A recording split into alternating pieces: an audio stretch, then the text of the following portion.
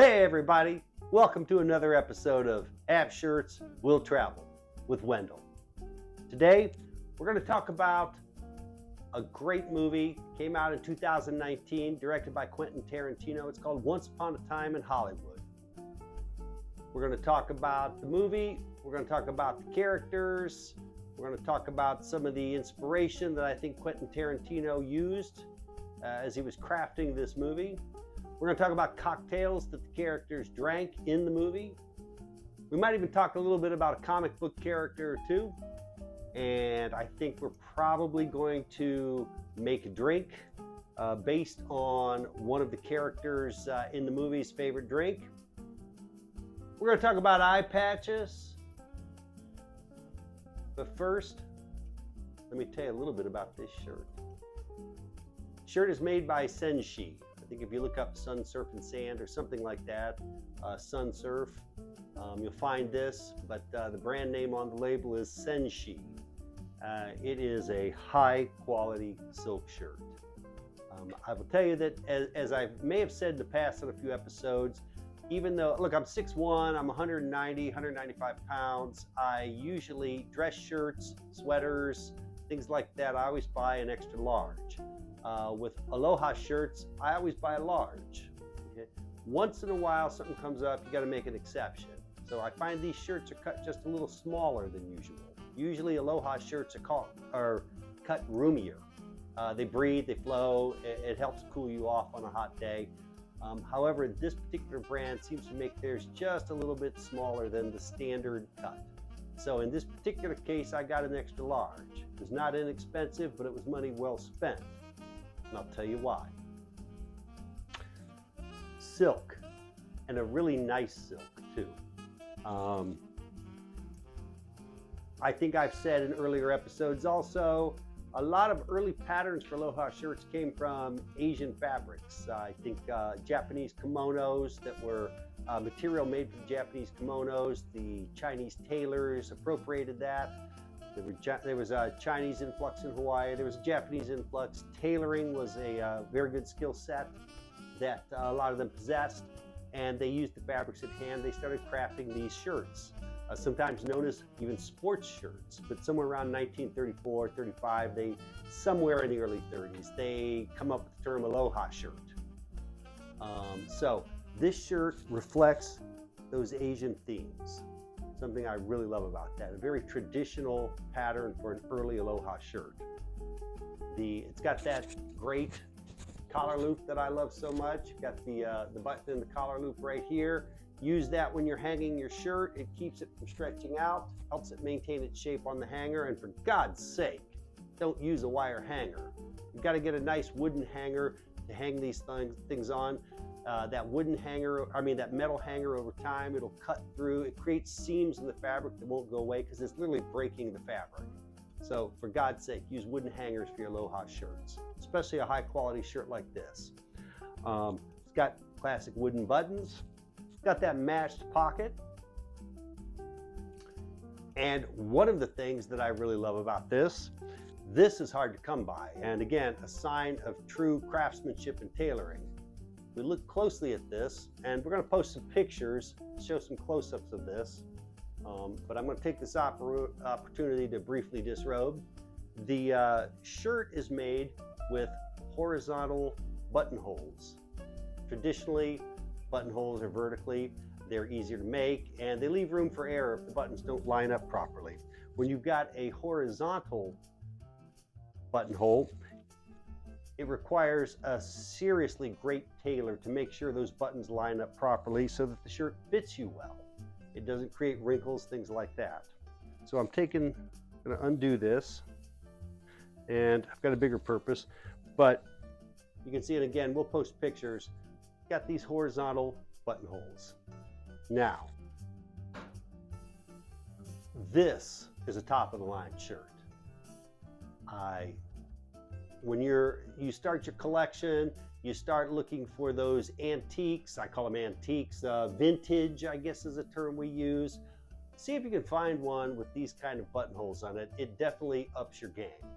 Okay? Now, what does this Hawaiian shirt have to do with Once Upon a Time in Hollywood, or for that matter, an eye patch, or for that matter, a cocktail? Well, I'm going to tell you. Okay, so there was a slight incident regarding the eye.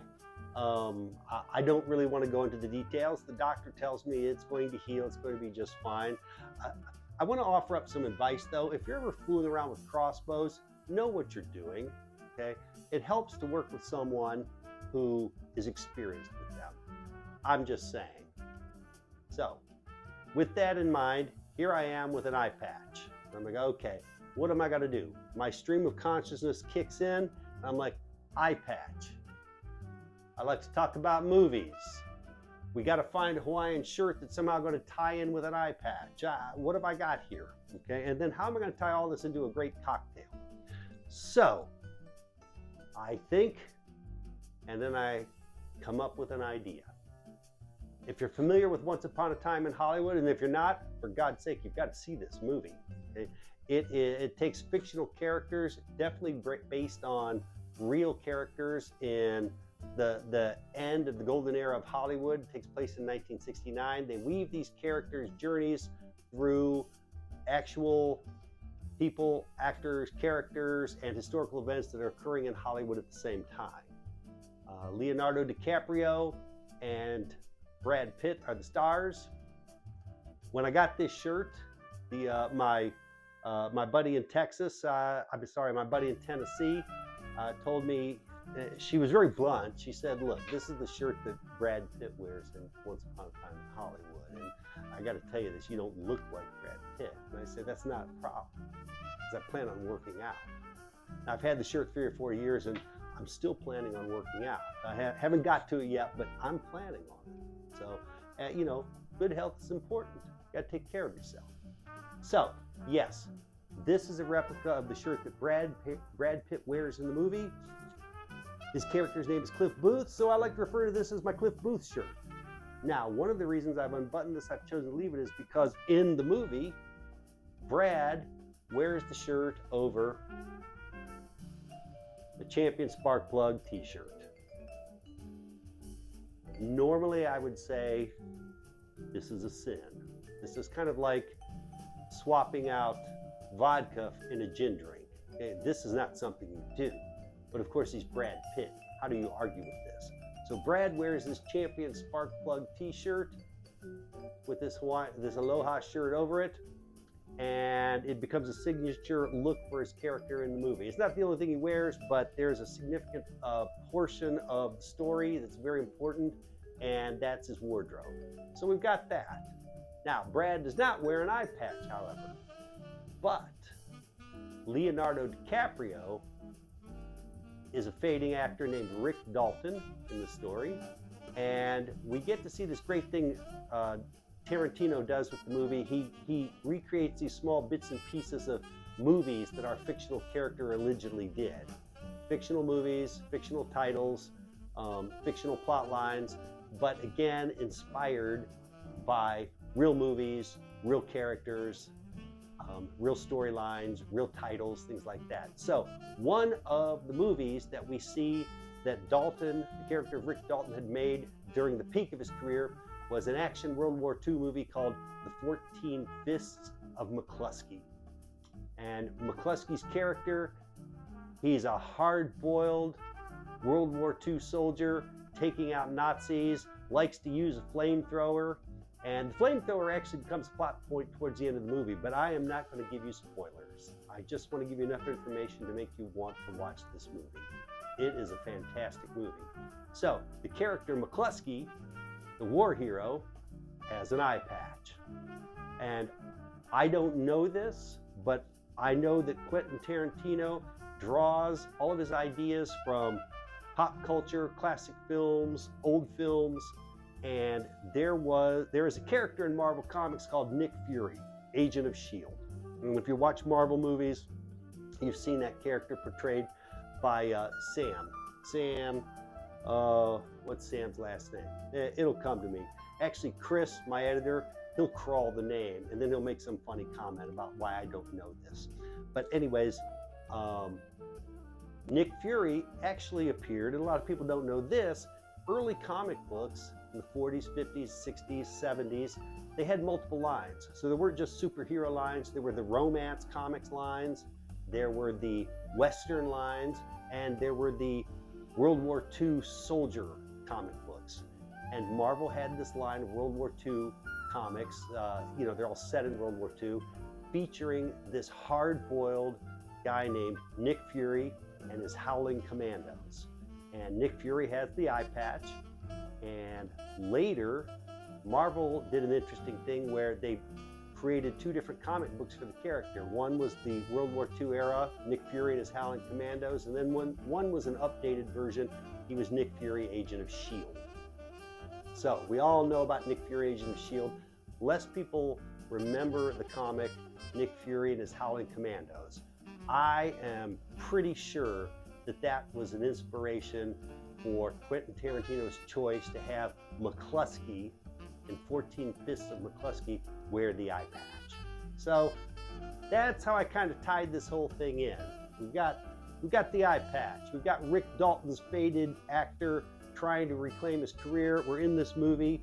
Brad Pitt is his loyal and best friend and stuntman whose career is on the rocks. His name's Cliff Booth, and he wears a shirt. He actually wears this shirt. Not this shirt, but he wears one just like this faithful reproduction. The next thing we want to talk about is, what are these guys drinking? It's 1969, all right? And I'm sure Tarantino really thinks this thing through, and each drink is going to be somehow reflect the character. We won't go into a critical analysis of the drink choices, but I will tell you that Brad Pitt's character, Cliff Booth, when we see him drinking, he's usually drinking Bloody Marys. Leonardo DiCaprio's character, Rick Dalton, drinks Whisky Sours. Now, interestingly enough, I will drink a Bloody Mary. Matter of fact, I have a recipe. I think it holds its own against anyone else's. It's not my first choice of a drink, but it's a great brunch drink. There are no great whiskey brunch drinks, not that I've ever come up with. There are mimosas, there are screwdrivers, there are all these sorts of other things. But normally if I'm going for a brunch and I want to have a cocktail, which I usually do, I'm going to have a Bloody Mary, and that's a vodka drink. The Whisky Sour, and it dawned on me, this could be a good option for a brunch drink. And I'll tell you why. Obviously got bourbon in it, but it's got lemon juice, gives us our citrus in the morning, our vitamin C, and it has egg white. So we get some protein in this. So I thought, this is worth exploring. I remember when I was just old enough to buy regular drinks back in those days when I was younger. You were 18, you drank 3-2 beer, you couldn't have regular alcohol or cocktail until you were 21. And on my 21st birthday, I didn't know what to drink. All I knew how to do was drink beer. So I had a long way to go, but I eased into grown-up spirits by ordering whiskey sours at the bars. Now, I didn't really know what it was, but I knew it had whiskey in it. It came with cherry. And, it was fairly pleasing taste. And when I was hanging out with my buddies, I could drink 4 or 5 of these and not destroy myself.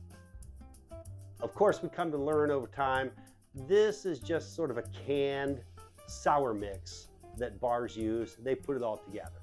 So what we're going to do today, we're going to craft a true whiskey sour. I've got my usual research books out. The Savoy Cocktail Book. This is a Bible, literally. It is one of the earliest books you can find that has cocktail recipes, and it dates back, I think the book came out in the 30s, and dates back to cocktail recipes into the mid-1800s. Okay, so I went through a couple different things. I also went online, and of course, like all things cocktail, everyone has their spin. They have their variations. They like to put their signature spin on it somehow. So I had to weed through all of that and come down with the basics of this cocktail. Now, the cocktail is made with a shaker. A shaker is important. I've got my Boston shaker.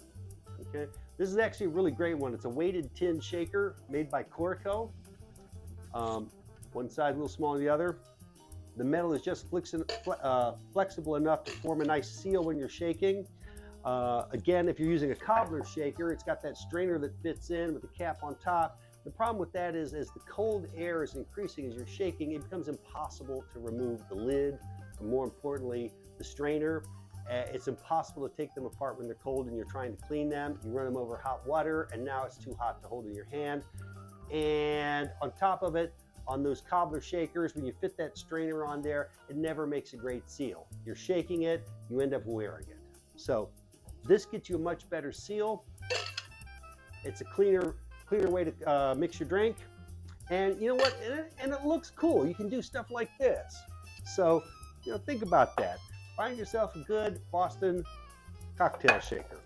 Now, we don't need my favorite mixing glass today, but I'm going to use it for a specific reason. I want to demonstrate something. So, in the drink, we're going to start out with 2 ounces of bourbon. Now, I got to tell you, when you're wearing an eye patch, trying to coordinate and do this without spilling it all over yourself, the table, and everywhere else, and wasting good bourbon is not an easy task, but we're going to try. So this is going to be a 2-ounce pour of bourbon. And that seems to have worked out.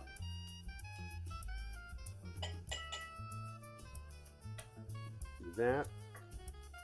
I have to go slow here because otherwise I'm going to knock stuff all over. We'll set this over here for now. I used an old Forester, 1897. It's the last of the bottle. So I'm going to have to replace this quickly. We've got that. Because of that, there's no room for error. We got to do this right the first time out. Now, a lot of recipes call for simple syrup. You can do that. Not such a fan, nothing wrong with it. But what I'm going to do, and this is why I'm using the cocktail mixing glass, just to demonstrate this, I'm going to put a sugar cube in there. And that sugar cube is important. Let's put this over here. I use Demerara sugar cubes. You can use a regular sugar cube. Recipes seem to call for roughly a teaspoon to half a teaspoon of sugar, something like that. I'm going to go with the cube. And then we're going to use our bar spoon. Mine comes with this fantastic muddler on the end. It's got grippy indentations in it to help muddle. Normally you'd be doing this in the shaker, but I just wanted to demonstrate. So I've got that in there. It's soaking in really into the bourbon really well. And we mash.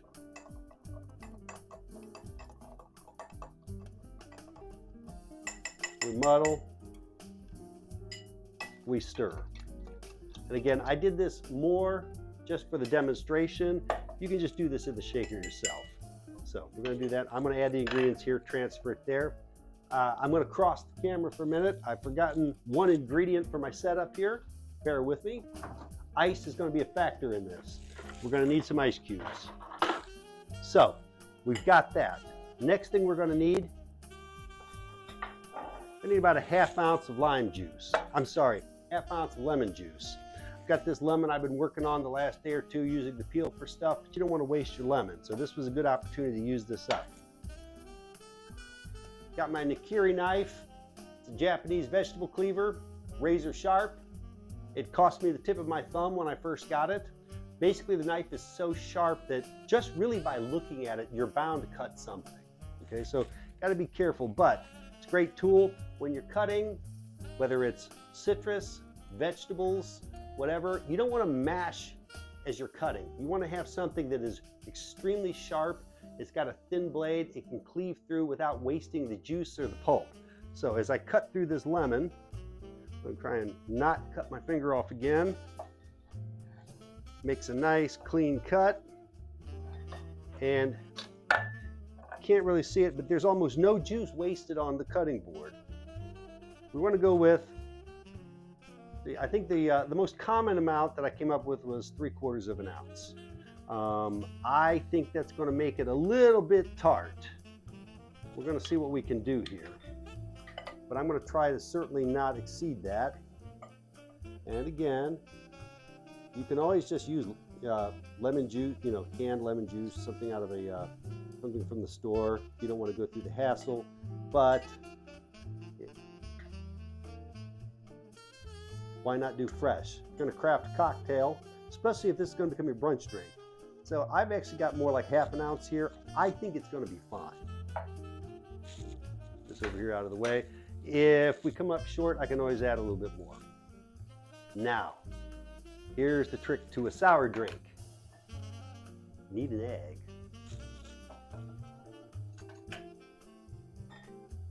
We need the whites of an egg.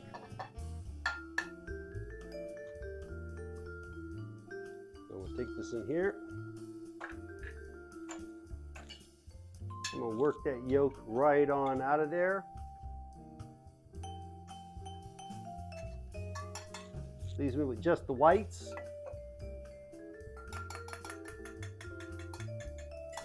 Do that. And now, as I said, this is really meant to be done in a cocktail shaker. So I'm going to transfer this into the shaker. See you later, old buddy. Actually, we've still got some of that sugar that accumulates at the bottom. I think we're going to want that because I think with that lemon juice, it's going to be pretty tart if we don't. Now, we're going to do something called a dry shake. What that means is no ice. 30 seconds. We've got the bourbon, we got the lemon juice, we got that egg white. I'd like to do that cool thing over my head, but especially my depth perception is a little bit off. I have a feeling I'll end up wearing it. So I'm just going to I'm not going to be trying too cool about this. I'm just going to like shake this thing. And what we're trying to do is get a nice foam going, almost like a meringue.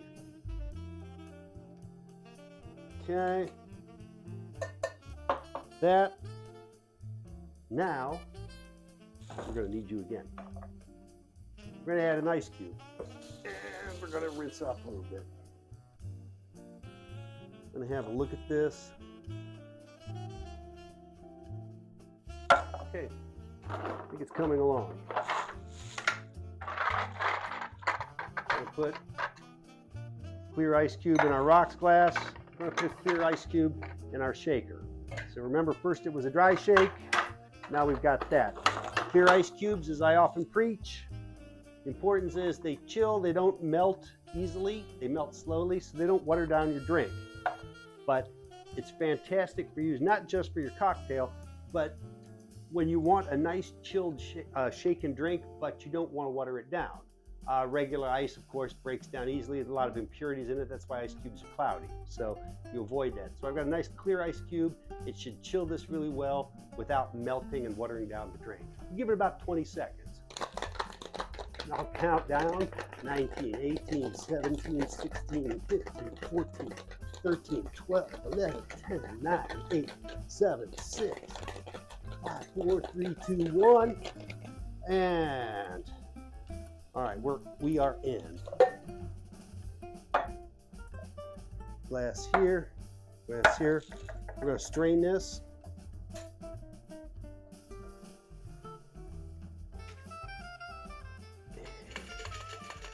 That's the color we're looking for. Push this over here. We're going to add a cocktail cherry. This is mainly just to pop that drink. I did that pretty good considering I only have one eye. It's not easy to see that. We're going to toss that in there, seal it up.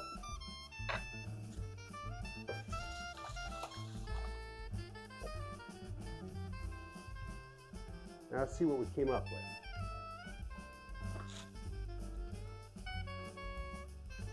Cheers.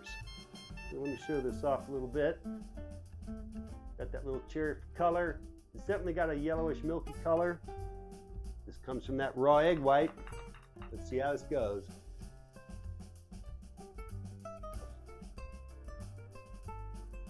Well, that is not the drink I remember from being 21 in a bar somewhere in Ohio. It is a sour drink. It's called a sour. It is definitely sour.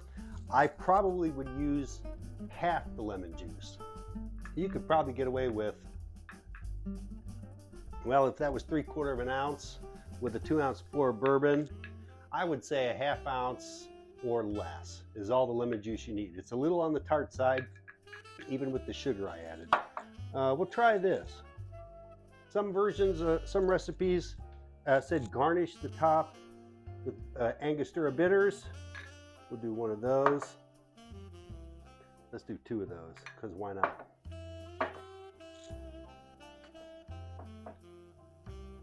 Give it a quick stir. Let's see what we got going here.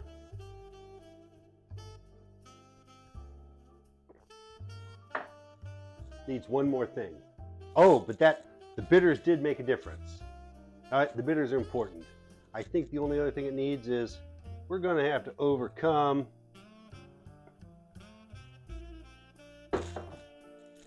I would say more like a 2 1/4 ounce to a 2 1/2 ounce pour of bourbon. Let's just see if my guess is right. There you go. Nailed it. So we should start the recipe out. When I make this in the future, it'll be 2 1/2 ounces of bourbon. It'll be a 1/4 ounce of fresh lemon juice. It'll be 3 shots of bitters and a sugar cube muddled and mixed really well. The sugar levels off some of the tartness. The bitters always are a great accent for the bourbon. And the egg gives us that protein we need to get through our day.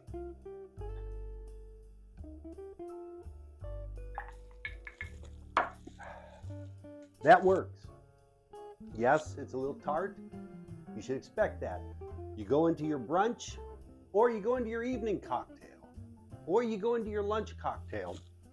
It doesn't have to be sickly sweet. Not a big fan of sickly sweet anyways. Everything has its purpose. I will say that I am definitely a fan of tiki drinks. Tiki drinks are generally gin or rum based and they're sweet. Love those.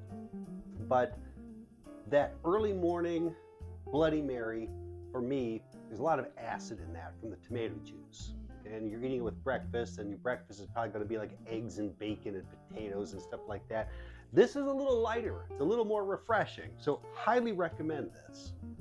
I highly recommend watch Once Upon a Time in Hollywood. I don't think you'll, if you love classic movies, whether you love or hate Tarantino, if you love classic movies, it's a fantastic nod. If you love Golden Age in Los Angeles during the film industry heyday, you're going to love this movie. If you like old cars, you're going to love this movie. If you love awesome Aloha shirts, it almost becomes a character in itself. If you're into flamethrowers, you probably need to reevaluate some things in your life, but there's some great flamethrower sequences in this movie, as only Tarantino could deliver. So again, this has been a classic Whiskey Sour. I'm Wendell. This is Have Shirts Will Travel. I hope you enjoyed this episode, and thank you again. If you want more of my thoughts and insights on Aloha shirts, cocktails, gear, tools, or anything else I may think of, please like and subscribe. See you in the next episode of Have Shirts Will Travel.